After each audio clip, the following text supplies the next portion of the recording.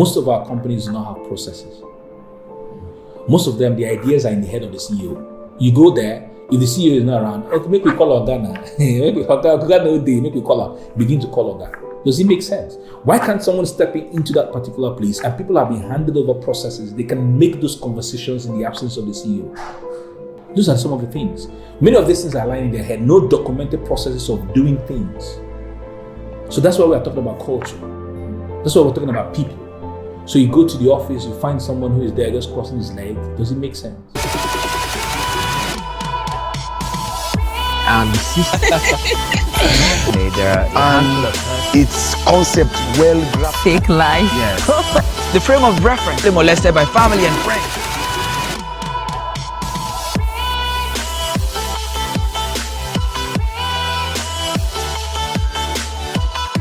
My name is Emeka Nobis. I have a gift of speaking, which also complements my gift of writing. I am the CEO and founder of Switchpath Consulting. Switchpath Consulting is an embodiment of my expressions. What I mean is I studied mechanical engineering in university, and right now I'm not doing mechanical engineering. I am in the business of business consulting. And so it's like a movement away from what I used to be before to something else. So that's why it's called Switchpath. Wow. And that movement was courageous, it was bold, it was a confident move against the usual norms, because I was enjoying good salary while I was working as an engineer for Saipem Contracting Nigeria Limited. So it's an embodiment. So Switchpath is an embodiment of creativity, of movement away from the orthodox to things that are unorthodox. Is a place where we depend on the values of integrity, the values of timeliness, the values of community and communal bonding, to be able to create the values for our client, create solutions for our clients. And we are basically about 4 prongs when it comes to building cultures that help businesses to stay profitable. We have people, the kind of people that will work for you, and the company will determine to a large extent how profitable your company will be. This is the time for entrepreneurial employees. It's not a time where employees sit back and expect salaries to be paid to them at the end of the month. They must be engaged in conversations that bring income to the company. And then we also think about the processes. If you don't have processes set in place, your company is heading for disaster. If you don't set up processes that can be duplicated, that can be replicated by human beings, then you're heading for disaster. Then also you have perception. The kind of perception that you build for your business is critical. You can't be running a consulting company and you are locating it in a place where even when you mention the name, not to sound condescending or anything, but you can compare when you have your business in the GRA part of Port Harcourt to when you are doing business in Bundu Waterside. There's a whole lot of difference, right? Yeah. The kind of way your company is designed can even help you to make deals. So somebody's walking into your office and they are seeing this motivational stuff on the walls. It can help you to click the deal because they feel comfortable to work with you. So these are the things. There are a lot of things that are embodied in these 4 things that I mentioned, but that's basically what my company does. And there's always a way to do things. I grew up under a man, a father, who understood process. My father didn't jump in doing things. He would always try to see how things worked out. So that was instilled in us. So I had to realize that for me to be able to do business well, I needed to understand the path. So first thing I did was to enroll myself into a business school, Faith Foundation, where I was for 3 months. And so I understood the rudimentary things concerning business. And then I began to reach out to these individuals that I called reference points. People like Steve Harris, people like Fela Durotoye, people like Tyler Ilori in Lagos. So I would leave Port Harcourt and go and sit down with them. What does it take to really do well in the consulting industry? And they told me things. Visibility was one of them. Emeka, you need to be known. People need to know you because they need to know you to trust you. If they don't trust you, they won't give you your money. They won't give you their money. And so that was what I began to do. Then, since I wasn't physically available to travel and do a lot of things because of my job, social media was there for me to start putting my voice out there. This your story. Yeah. Pains to me like, when people say follow your passion, right? And there are some persons who have argued against passion, No, I think I realized where I understand where the whole confusion comes in. It's not as if they're not saying you shouldn't follow your passion, but you need to realize that your passion has to pay because you need money to survive. Right. So many are doing the passion thing, but they're not thinking how the passion will pay. Okay. And so they become depressed, they become broke, and then sometimes they give up. You knew that there was something within you that's more than your regular job, and you wanted to go for that. Exactly. Probably because you're passionate about it. Exactly. Very passionate about it. So let us explore some of the ideas you had about the business you were venturing in, and how that, changed over time. Okay. For the benefit of those who are passionate and want to delve into their passion, how was your own personal? So the thing is that sometimes you have an idea that you think that will work, but that idea is not suitable for the market, or the market is not ready for it, or you are far ahead of the market. Let me give you a particular example of what happened to me. So when I left my job, a lot of individuals were like, hey, I like what you did. I want to leave my job also. So I felt, okay, so everybody likes this kind of thing I'm doing. Let me create a product, which is a training experience for them to come and understand what to do to be able to leave their job. This was in 2016, when Nigeria was also experiencing a recession, if you remember. And so I designed everything and put up the training and all that. No single person paid. When I went back, in all excitement and all that, to start to ask questions, why didn't people pay, even after coming to me to say that they needed it? One thing that I did not address was the fact that after resigning, what next? So I didn't give them that landing part. All I was to tell them was how they were going to leave. But after leaving, what next? That was where the problem was. They didn't have an understanding of the what next. And so that was why they didn't pay. Oh, that's the truth. Okay. So sometimes you may have an idea that but when you get to the market, it tanks. Okay. Do you understand what I mean? Okay. It flaws. That's the truth. So there are some ideas that there's just for you to enjoy and consume. But if you want to make it to go out there in the market, you have to understand what the market wants. That's why we do testing. Okay. So we test. So through your experience as a consultant, what do you think, especially people who want to start up businesses, what are some of the things they need to consider? Okay. That's paramount. So they need to understand how viable the idea is. Test the idea. So that's why people do beta testing, right? So there's something we are launching into the market right now called Oga Mentor. So people say they want mentoring, they enter into the inbox, Oga mentor me, or sir, mentor me. So we decided to do a beta testing, just using WhatsApp. So we gathered them together. So this is what we are offering. You may not have direct access to a mentor physically, because I charge for mentoring. Some of these other guys charge for mentoring. But for a little amount of money, you can have access to all of us, a piece of our brain every week. So you get a piece of my brain, you get a piece of his brain, you get a piece of for just $1,000 a month. And so we've gathered them in WhatsApp. And we realized that as of yesterday, many of them were itching to pay. So you need to be able to understand the viability of your idea. That's the thing. Test the viability of your idea. Test the viability. Right? So that before you now scale it up, that's a critical thing for you to understand. Then start out. I know people say they start out small. That's good. Start out small. So whenever they start out SwitchPart Consulting, we realize that if we're going to be in the GRA part of Port Harcourt, it adds up to our perception. But we cannot burn our pockets because we want to create perception, right? Okay. So vis-a-vis, we did what we had an analysis. If we had to rent a space for ourselves, we're going to be spending like $4 million when the business hasn't started making money. So it would be foolish for us to do that. So what we did was to go and get a co-working space in the heart of GRA, which cut down our cost so considerably. So they say start small. That's our starting small, right? And then you need to understand also that you have to always market your product. You can't be quiet about it. Look at Coca-Cola.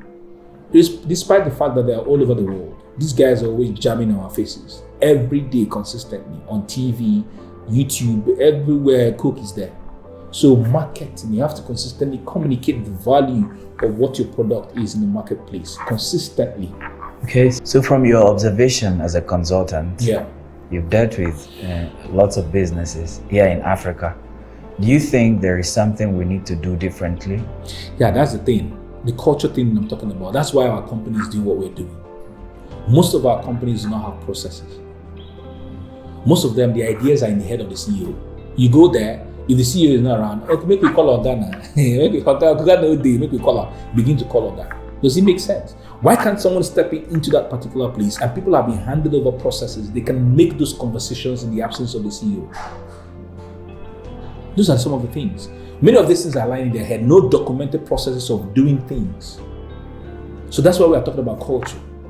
That's why we're talking about people. So you go to the office, you find someone who is there just crossing his leg. Does it make sense?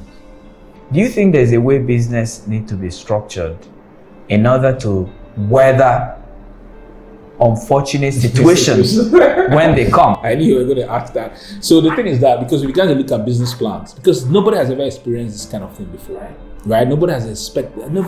My father, he was 70-something years old, has never experienced this kind of thing before. We never knew. So the beautiful thing that this thing has done is that when we are planning business plans now, when you're doing business plans, you now have to factor in if this thing happens, that human beings can no longer interact physically with your business, what will be the solution? What will you do?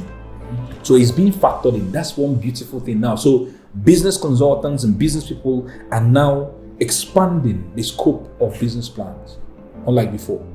So start thinking, if there ever become a time, if there will ever be in the future, a time when we can't have these physical interactions anymore, because the cinemas can't function right now, most of the restaurants are not functioning right now, we can't go in and eat and all that, things that have to do with the human relationship, what do we do? So that's what this thing has brought, and it's going to make our minds to start thinking in many dimensions to be able to weather things and happen in the future. This thing has also brought us to the fact that you don't spend everything that you're making in the company, because that's the reality of African CEO. Let me not say African, many Nigerian CEOs. So you have a windfall. The next thing, you want to marry a new wife, you want to build a bigger house, you want to have a bigger car, and you keep squandering money. But the ones who are futuristic, they are the ones who are still paying their staff up to now, because the money that they have kept aside somewhere, the money that they have put into investment vehicles, because your company has to also invest money in other businesses. A business can be investing in other business, not necessarily only individuals. And that's how many big companies in the world do. So you can have a company like Nestle. Nestle can be investing in other companies such that those investments can be bringing money back, not necessarily only the productive efforts of the employees of the company. That's the truth. Wow. So you should have an account. I don't know whatever name that you have to call it. No matter the money that's coming to contingency. The company, for contingency purposes, it can be put in, no matter how little it is, Okay. Because you can never tell what can happen in the future. Right. So these are the new realities, the realities that, or maybe these things will be cementing our beliefs that these things are the things that should be done in business.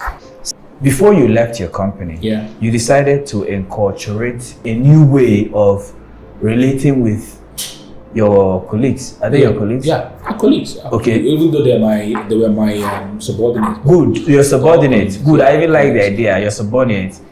You dealt with them in a way that's not even company policy, right? And now you've started your business and you're a business consultant. How do you think most businesses deal with their employees that rob them without their realizing it? And how do you think they can better deal with employees? The thing is about systems. Okay. If you don't have systems in place, they will do anyhow. What if the system is the place you were working had a system? Yes. But the system did not recognize that you need to deal with people as individuals. Or you need to pay attention to what's happening in their personal life. That's why when you have these conversations, it's now the role of the CEO or the people in charge to be able to incorporate this into the system. If they fail in that aspect, then it keeps running the way it's been running. Yeah, so what are those things that companies miss out? Now you're running your own company. There's probably a way you're dealing with your employees. Yes. That's different from the traditional business. That's why we're talking about culture.